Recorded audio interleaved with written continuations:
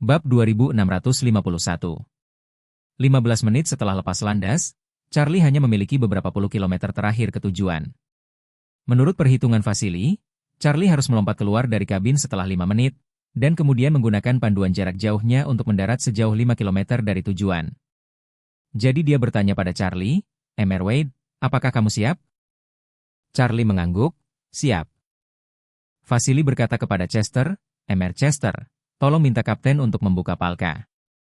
"Baik." Chester segera berjalan menuju kokpit dan meminta kapten untuk membuka pintu di bagian belakang pesawat. Ketika pintu kabin terbuka perlahan, angin dingin yang kencang langsung masuk, dan Isaac dan yang lainnya menggigil. Isaac buru-buru berkata pada Charlie dengan keras, "Tuan, Anda harus berhati-hati dan waspada. Setelah 6 jam, kami pasti akan menunggumu di tempat yang kamu tentukan." Charlie sedikit tersenyum, "Jangan khawatir, kita akan bertemu 6 jam lagi." Pada saat ini, Vasily menemani Charlie ke pintu terbuka. Semua orang memandang Charlie dengan sesak. Ini adalah terjun payung pertamanya. Tidak hanya sangat sulit untuk terjun payung, tetapi juga kesulitan sebenarnya dimulai setelah mendarat. Kecuali Isaac, tidak ada seorang pun di tempat itu yang bisa membayangkan kepercayaan diri seperti apa yang dimiliki Charlie yang akan membuatnya berani masuk jauh ke dalam sarang macan gila yang dijaga oleh ribuan tentara. Jenis tugas sulit setingkat neraka ini, bahkan pahlawan hayalan dalam film tidak akan berani mengambil tugas ini. Oleh karena itu, masing-masing dari mereka diperas oleh masalah keamanan Charlie. Chester bahkan merasa bahwa masalah ini kemungkinan besar akan berakhir dengan keluarga Wade membayar sejumlah besar uang tunai kepada oposisi dan menebus Charlie dari mereka. Namun, wajah Charlie cerah dan berangin.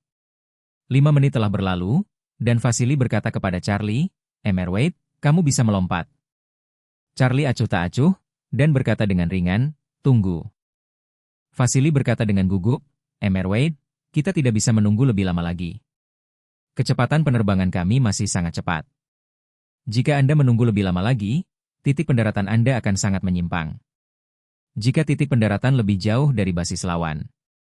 Jika Anda dekat, maka Anda akan berada dalam situasi yang sangat berbahaya. Dan, semakin dekat Anda, semakin besar tujuan Anda setelah membuka payung." Charlie tersenyum dan berkata, "Waktunya mendesak, jadi lebih baik mendekat." Dengan mudah melihat waktu dan berkata, "Mr. Wade, kalau kamu lompat sekarang, jaraknya mungkin hanya 3 kilometer. Tidak bisa menunggu lebih lama lagi." Chester juga berkata dengan gugup, "Ya, Tuan.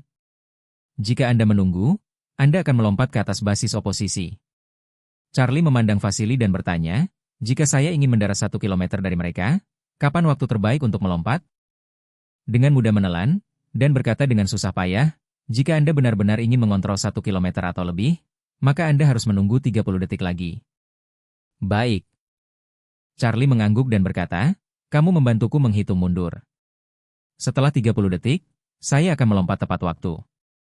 Dengan mudah menyeka keringat dingin, dan tergagap, "Kalau begitu, ini terlalu berbahaya." Charlie tersenyum dan berkata, "Tidak masalah. Bukankah aku masih memiliki surat penyerahan padaku? Jika tidak berhasil, berikan mereka surat ini, sama seperti menghabiskan uang untuk mencoba olahraga ekstrim." Chester menghela napas tak berdaya. Dia melihat Charlie untuk pertama kalinya, dan saat ini dia hanya merasa bahwa Charlie sama sekali tidak pernah terdengar orang. Dia telah melihat generasi kedua super kaya keluar di seluruh dunia untuk menghabiskan uang untuk bermain dengan Wenolman untuk bersenang-senang, tetapi dia belum pernah melihat generasi kedua super kaya seperti Charlie yang keluar untuk menghabiskan uang untuk mati. Vasily terus menatap stopwatch di tangannya, dan ketika 10 detik terakhir tersisa, dia memulai hitung mundur. 10, 9, 8, 7. Pada saat ini, palka terbuka penuh, dan ada awan tebal di luar palka. Bab 5652. Meskipun Suriah juga termasuk Timur Tengah, garis lintang di sini mirip dengan Bukit Aurous, dan juga musim dingin, jadi musim hujan paling banyak di Suriah. Awan gelap yang tebal tidak hanya menghalangi matahari tetapi juga membuat udara menjadi sangat lembab. Ini adalah hal yang baik untuk Charlie, karena jika hari ini tidak berawan, maka kemungkinan dia ingin terjun payung di siang hari hampir nol. Itu sebabnya dia yakin bisa terjun lebih dekat ke markas lawan. Ketika Vasily menghitung sampai 3 terakhir, Charlie melangkah maju dan langsung menuju ke tepi palka. Dengan mudah menjadi lebih gugup dan berteriak, 3, 2, 1, lompat. Charlie berbalik dan berkata kepada beberapa orang, "Semuanya, Sampai jumpa dalam 6 jam. Bagaimanapun, dia melompat langsung keluar pintu kabin tanpa ragu-ragu, dan seluruh orang melompat ke dalam awan tebal. Begitu Charlie melompat keluar dari kabin, dia merasa seolah-olah berada di dalam gudang es. Pada ketinggian lebih dari 5,000 meter, suhunya 30 derajat Celcius lebih rendah dari permukaan. Suhu tanah saat ini sekitar 15 derajat Celcius di atas nol, jadi suhu di sekitar Charlie sekitar 15 derajat di bawah nol. Tapi ini bukan apa-apa baginya, perhatiannya sekarang terfokus pada menjaga kestabilan sosoknya, sehingga dia tidak akan kehilangan kendali atas tubuhnya saat terjatuh dengan cepat. Karena dia berada di awan tebal saat ini, dia pada dasarnya tidak bisa melihat situasi di bawah.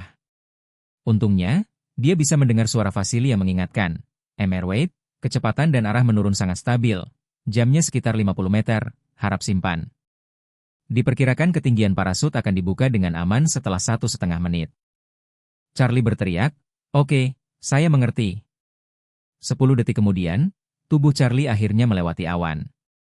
Saat ini, sejumlah kecil tetesan hujan mulai mengembun di bawah awan, dan tampaknya akan segera turun hujan. Charlie bisa melihat hampir semua gunung tak berujung di bawahnya, dan pegunungan di timur tengah benar-benar pemandangannya. Dilihat dari situ, warnanya hampir kekuningan, dan karena dataran tinggi, beberapa puncak gunung lebih tinggi. Masih ada salju putih di atasnya. Samar-samar Charlie sudah bisa melihat bahwa ada desa-desa yang relatif sederhana di lembah di bawahnya. Meski jauh, dia masih bisa melihat bahwa rumah di desa ini hampir semuanya adalah rumah rendah tanah. Tingkat kemiskinan terbukti. Saat jarak semakin dekat dan dekat, Charlie bisa melihat desa, dikelilingi oleh 2 puncak gunung di sisi timur dan barat, dan ada pintu masuk ke desa di utara dan selatan. Dan di pintu masuk dan keluar utara selatan ini, ada beberapa kendaraan lapis baja yang diparkir, serta parit buatan dan tumpukan tembak. Dapat dilihat bahwa 2 pintu masuk dan keluar ini adalah prioritas utama pertahanan bersenjata oposisi yang ditempatkan di sini. Di tengah-tengah desa, ada sebuah alun-alun melingkar kecil di mana 4 helikopter tempur diparkir. Selain itu, di atas puncak gunung di kedua sisinya, Anda juga bisa melihat benteng buatan manusia dan dek observasi, dan samar-samar ada aktivitas personel di dalam benteng tersebut. Charlie sudah membuat penilaian cepat dalam pikirannya saat ini. Dia sendirian dan harus menyelinap ke pedalaman sisi lain dengan tenang, jadi pintu masuk utara dan selatan jelas bukan pilihan. Titik masuk yang paling cocok adalah puncak-puncak di sisi timur dan barat. Bagi partai oposisi yang ditempatkan di sini, mereka juga sangat jelas menyatakan bahwa pasukan pemerintah tidak memiliki kemampuan serangan udara skala besar. Jika mereka benar-benar ingin menyerang mereka, kemungkinan terbesar adalah menyerang mereka melalui darat. Ada gunung di kedua sisi timur dan barat, dan tidak ada jalan untuk pergi. Bahkan jika tentara menyelinap dari sini dengan berjalan kaki, itu sangat sulit, belum lagi alat berat. Jadi pasukan pemerintah sangat ingin menyerang. Mereka hanya bisa masuk dari 2 pintu masuk, utara dan selatan. Oleh karena itu, pertahanan oposisi di sisi timur dan barat relatif lemah, pada dasarnya hanya dilengkapi dengan pasukan yang sedikit, sejumlah kecil senapan mesin berat, dan misil penyengat. Menyelinap masuk dari sini, Charlie sangat yakin bahwa dia tidak akan ditemukan, dan bahkan jika dia ditemukan, tidak akan ada bahaya, karena kemampuan anti pesawat dari senapan mesin berat sangat lemah, tidak hanya pelurunya saja mencapai tinggi, tetapi juga dipengaruhi oleh gaya gravitasi. Ini pada dasarnya adalah parabola. Sedangkan untuk peluru kendali Stinger, walaupun benda ini sangat kuat, hanya bisa mengunci pesawatnya sendiri, dan tidak bisa mengunci orang yang masih hidup, jadi di depan Charlie, itu sama saja dengan sampah. Saat ini, suara Vasily masuk ke earphone Charlie, dan dia berkata, "Mr. Wade, menurut kecepatan turunmu saat ini, kamu harus membuka payungmu dalam 10 detik." Charlie melirik informasi di jam tangan. Setelah 10 detik, ketinggian payung menjadi sekitar 500 meter. Demi kehati-hatian, dia ingin memilih setengah gunung di sisi timur sebagai lokasi pendaratan, sehingga dia bisa menghindari puncak gunung secara langsung. Posisi bertahan, jadi dia membuka mulutnya dan berkata, "Saya ingin membuka payung di ketinggian 200 meter. 200 meter? Dengan mudah berkata, membuka payung di ketinggian ini, jangan katakan bahwa kamu akan jatuh di bawah hidung dari posisi bertahan di puncak gunung. Kecepatan turun Anda saja tidak akan memiliki cukup waktu untuk menyangga dan mendarat.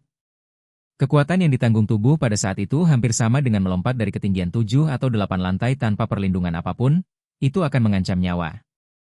Bab 5653. Ketinggian 7 atau 8 lantai hampir merupakan ketinggian yang mematikan bagi kebanyakan orang biasa. Tapi bagi Charlie, itu bukan masalah besar. Satu-satunya kekhawatirannya adalah ketika ketinggiannya semakin rendah, dia akan turun ke puncak gunung terlebih dahulu. Yang paling penting adalah apakah dia akan ditemukan oleh pihak lain pada ketinggian ini. Untuk memastikannya, dia memasukkan tangannya ke dalam sakunya dan menangkap peringatan guntur di sakunya. Perintah gemuruh ini menggunakan kayu sambaran petir Wanian yang dikirim oleh Warnia, yang bisa disebut kayu sambaran petir kualitas tertinggi, dan senjata Charlie yang paling banyak disita. Meskipun dia telah menggunakan guntur yang mengejutkan ini berkali-kali, dan sudah ada banyak retakan di permukaannya, tetapi saat ini, itu dapat digunakan setidaknya beberapa kali. Charlie tidak terlalu suka menggunakan Thunderbolt, karena setiap kali benda ini mengeluarkan banyak suara, tetapi kali ini, dia masih berencana menggunakan Thunderbolt untuk meningkatkan tingkat keberhasilannya. Saat ini, seluruh area pegunungan sunyi. Hanya ada sedikit orang di sini, dan hampir tidak ada kendaraan di jalan. Orang-orang di bawah bisa mendengar angin dan hujan yang tidak terlalu besar, tapi tidak ada suara lain. Tetapi pada saat ini, di langit barat, kilatan petir seperti cambuk Tuhan tiba-tiba menyala. Petir ini menghantam puncak gunung di barat, mengiris beberapa tentara di benteng menjadi kokas di tempat. Diikuti oleh guntur yang memekakan telinga. Gemuruh guntur bergema saat rudal meledak, dan bergema di seluruh lembah. Di pesawat, Chester dikejutkan oleh ledakan tersebut. Dia berseru, "Sial!" Di tempat-tempat seperti Timur Tengah, bagaimana bisa ada badai petir di musim dingin? Ahli terjun payung Vasily, karena persyaratan profesionalnya, juga seorang ahli meteorologi. Bahkan dia berwajah bodoh dan bergumam, ini tidak ilmiah. Aku sengaja mempelajarinya. Aku telah mengambil peta cuaca satelit hari ini, dan kondisi cuaca hari ini tidak ada untuk pembentukan awan petir. Para kru juga tidak mengerti. Awak pesawat ini adalah pilot yang sangat berpengalaman, tetapi semua pilot berpengalaman haruslah sebagian besar ahli meteorologi dan ahli meteorologi yang berpengetahuan luas. Mereka memiliki pemahaman yang baik tentang pembentukan berbagai iklim dan cuaca, dan pada dasarnya mereka dapat mengetahui bagaimana situasinya secara sekilas. Tapi tidak ada yang mengira bahwa awan hujan musim dingin semacam ini, bahkan hujan sedang tidak bisa turun, bagaimana bisa badai tiba-tiba terjadi. Hanya Ishak yang mendengar suara keras ini dan merasa jauh lebih nyaman. Dia tahu bahwa petir ini pasti disebabkan oleh Charlie. Pada saat ini, semua tentara oposisi, penduduk desa setempat, dan bahkan 8 sandera, termasuk Melba, juga dikejutkan oleh ledakan petir yang tiba-tiba. Bagi orang-orang ini, suara guntur barusan begitu hebat sehingga hampir tidak pernah mereka jumpai sepanjang hidup mereka. Banyak orang mengalami tinnitus di telinga karena ledakan ini. Jika gendang telinga sedikit rapuh, Anda akan merasakan sakit yang parah di telinga. Kecuali orang-orang yang dipenjara, hampir semua orang keluar dari pintu untuk pertama kalinya, atau menoleh, dan memusatkan perhatian mereka pada gunung barat tempat guntur dan kilat terjadi. Beberapa tentara yang selamat di puncak gunung barat juga panik dan dilaporkan melalui interkom. Situasi kerugian spesifik. Setelah mendengar kabar bahwa 5 tentara tewas tersambar petir, seluruh pihak oposisi dikejutkan dari atas hingga bawah. Mereka belum pernah menemui hal yang begitu mengerikan. Satu sambaran petir bisa membunuh 5 orang.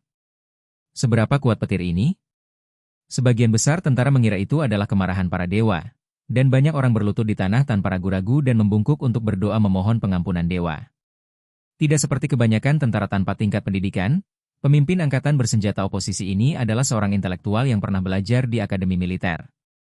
Ketika dia mendengar pesan itu, dia segera menyadari bahwa alasan mengapa benteng di puncak gunung barat disambar petir pasti karena medannya yang lebih tinggi. Mereka memiliki efek penangkal petir. Oleh karena itu, ia segera memerintahkan semua prajurit di benteng puncak gunung untuk bersembunyi di benteng tersebut untuk menghindari sambaran petir lagi. Ini semakin membantu Charlie. Setelah menerima pesan tersebut, para prajurit di puncak gunung timur semuanya menyusut ke dalam bunker di dalam benteng, tidak berani muncul karena takut disambar petir lagi. Para prajurit di puncak gunung timur bersembunyi sementara yang lain menatap ke barat dan ketakutan. Di langit kelabu, sosok yang biasa-biasa saja jatuh dari langit timur markas dengan kecepatan yang sangat cepat. Bab 5654. Namun, saat ini semua orang, termasuk para prajurit di puncak gunung timur, memusatkan perhatian mereka ke barat, jadi tidak ada yang memperhatikan lewatnya sosok ini. Dan sosok ini adalah Charlie yang melompat turun dari ketinggian lebih dari 5,000 meter. Pada saat ini, kecepatan turun Charlie sangat cepat, dan kecepatan turunnya melebihi 50 meter dalam 1 detik.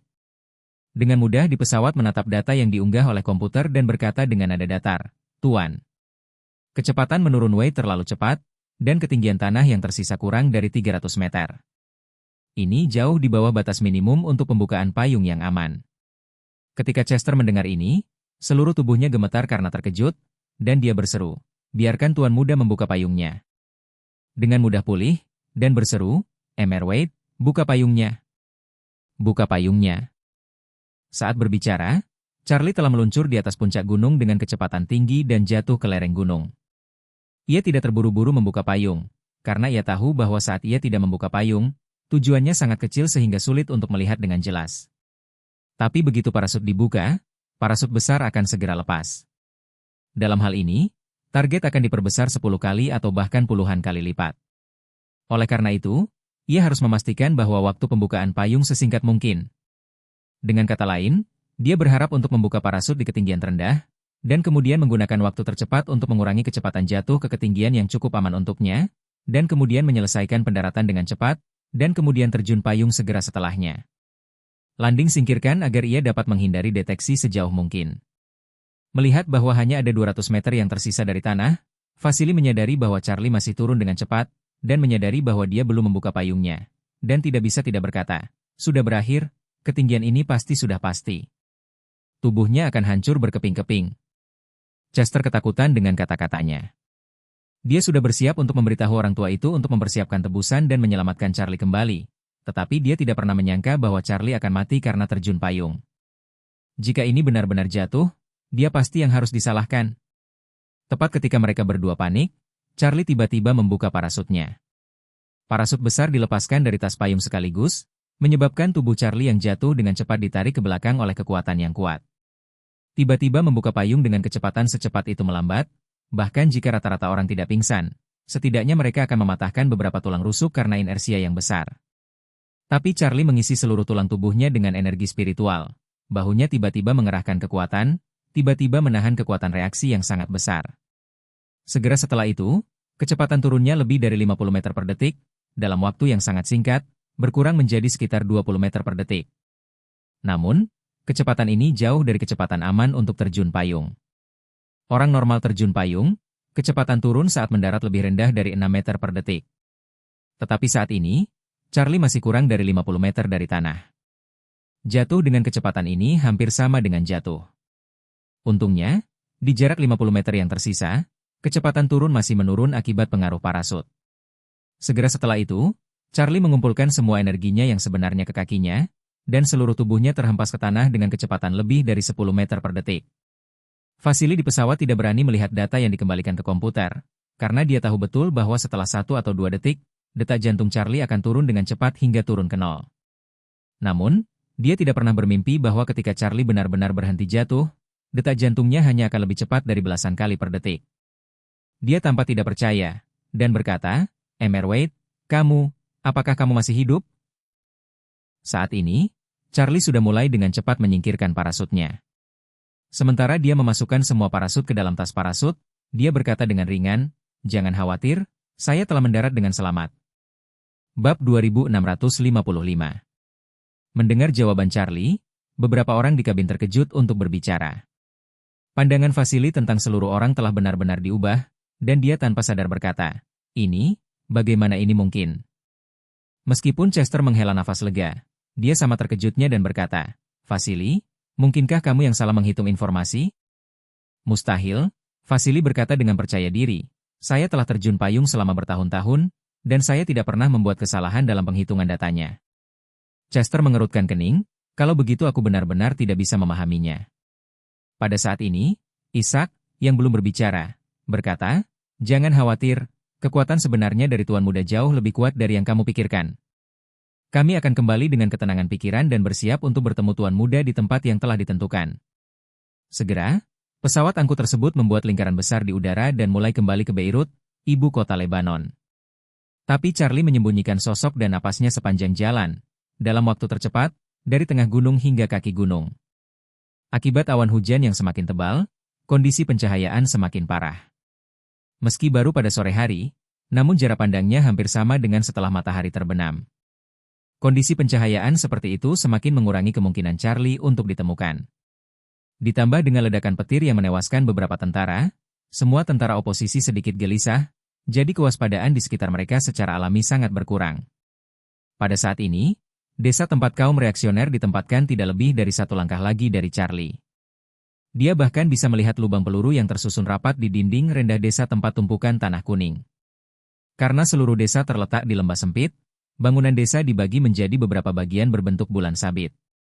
Bangunan terluar hampir dikelilingi oleh tembok setinggi hampir 2 meter. Desa itu hanya menyisakan 1 di selatan dan 2 pintu masuk ke utara. Di pintu masuk dan keluar desa, terdapat gapura batu bergaya Timur Tengah, dijaga oleh tentara di kedua sisinya. Di luar desa, banyak tentara yang membawa senjata dan peluru tajam berjalan mondar-mandir di sepanjang tembok, dan di atap banyak bangunan tanah di desa, banyak penjaga yang membawa AK-47. Namun, Charlie bisa melihat bahwa para prajurit yang berpatroli dan berjaga relatif longgar secara keseluruhan, dan kebanyakan dari mereka hanya mondar-mandir dengan senjata di tangan dan asal-asalan. Faktanya, kelompok pasukan oposisi ini, meskipun kekuatan tempur individu mereka rata-rata dan senjata serta peralatan mereka tidak canggih, tetapi pengalaman tempur mereka sangat mencukupi. Semakin banyak pengalaman bertempur yang Anda miliki, semakin mudah untuk membuat kesalahan empiris. Mereka telah melalui semua jenis perang, termasuk pengepungan dan penindasan, pertemuan di jalan sempit, dan pertempuran yang menentukan, tetapi mereka tidak pernah mengalami infiltrasi individu. Terlepas dari apakah itu pemerintah, oposisi, atau angkatan bersenjata Kurdi, kelemahan terbesar adalah efektivitas tempur prajurit individu tidak baik, dan energi satu orang sangat terbatas, jadi semua orang beroperasi dalam kelompok, tidak peduli seberapa buruknya. Ada 7 atau 8 orang dan 2 atau 3 senapan mesin berat di dalam truk pick-up. Tidak ada yang memiliki lubang di kepalanya dan seseorang masuk jauh ke dalam sarang musuh sendirian. Justru karena mereka tidak pernah mengalami hal seperti itu, ketika mereka bertahan, mereka tidak menganggap penetrasi individu sebagai fokus bertahan. Energi mereka digunakan untuk memantau apakah pemerintah telah mengirimkan pasukan bermesin skala besar, apakah telah mengirim pesawat tempur, apakah telah mengerahkan artileri berat jarak jauh sebelumnya, dan mereka tidak terlalu peduli dengan situasi selain itu. Charlie menemukan celah tim patroli dan diam-diam menyentuh luar pagar dalam waktu yang sangat singkat. Poin yang dia pilih relatif lemah, dan itu milik titik buta penjaga di kedua sisi gedung dan merupakan titik terobosan terbaik.